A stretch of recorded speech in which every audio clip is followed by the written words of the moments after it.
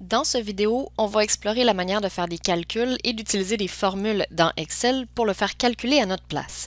Ce qu'il faut comprendre, c'est qu'Excel est une grosse calculatrice et que si on l'utilise intelligemment, il peut vraiment nous faire sauver du temps. Donc, supposons, pour les besoins de la cause, que je veux additionner les chiffres, 4 et 8. Évidemment, vous allez me dire, ça donne 12, on pourrait écrire 12 comme total. Sauf que ce qu'on veut faire, c'est pas de le faire à la main ou à la calculatrice et d'inscrire le résultat dans Excel. On veut qu'Excel le fasse à notre place.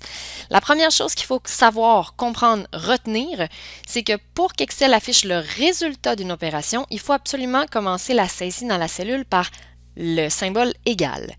Dès qu'on met un égal au début d'une cellule, Excel sait automatiquement qu'il va devoir afficher le résultat de l'opération qui suit. La première chose qu'on peut faire, c'est donc égal 4 plus 8, donc saisie directe manuscrite, et en appuyant sur Entrée, on a automatiquement le résultat. Donc on n'a pas écrit 12, mais bel et bien 4 plus 8, ce qui est écrit comme de fait dans la cellule. Donc Excel affiche le résultat. C'est bien, mais c'est pas pratique. La deuxième méthode de faire un calcul avec Excel est beaucoup plus pratique et choisie que la première.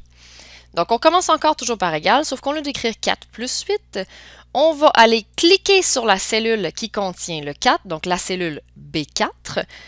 On va saisir le plus à la main et on va aller cliquer sur la cellule qui contient le 8 en validant le tout. Et Excel nous affiche toujours le résultat.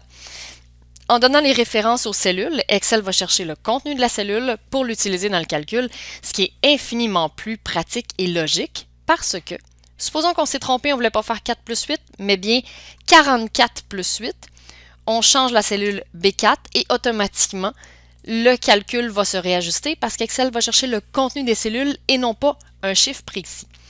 Donc ça, c'est vraiment la deuxième manière. C'est une des meilleures manières de travailler avec Excel, donc d'utiliser les références aux cellules. La troisième manière, des fois elle s'applique, des fois elle ne s'applique pas, ça dépend de l'opération qu'on veut faire.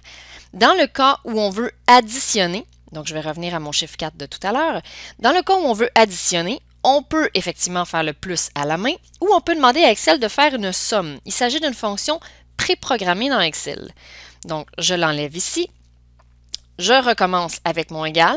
Je peux commencer à taper le mot somme. Vous voyez qu'Excel suggère une liste de fonctions préprogrammées. Donc, s'il y en a une qui nous plaît, ici, la somme, je double-clique dessus. Excel va écrire le nom de la fonction, m'ouvrir la parenthèse et me demander quels sont les arguments de ma fonction. Autrement dit, quels sont les éléments que je veux additionner. Dans ce cas-ci, le plus simple est de sélectionner au complet la sélection, ensuite de fermer la parenthèse. Ou encore, on peut suivre la nomenclature qui est juste indiquée ici, à savoir le premier nombre, suivi d'un point-virgule, la deuxième sélection, potentiellement suivi d'un point-virgule, la troisième, la quatrième. Donc, quand les éléments sont à différents endroits dans la feuille, c'est la manière de faire. Quand ils sont contigus, la manière la plus simple demeure de sélectionner dans un mouvement continu avec la souris. Donc, quand on ferme notre parenthèse et qu'on valide, on a effectivement le résultat de la somme. Là où cette manière de travailler-là, cette troisième manière n'est pas faisable, c'est quand l'opération qu'on veut faire n'est pas une fonction préprogrammée dans Excel.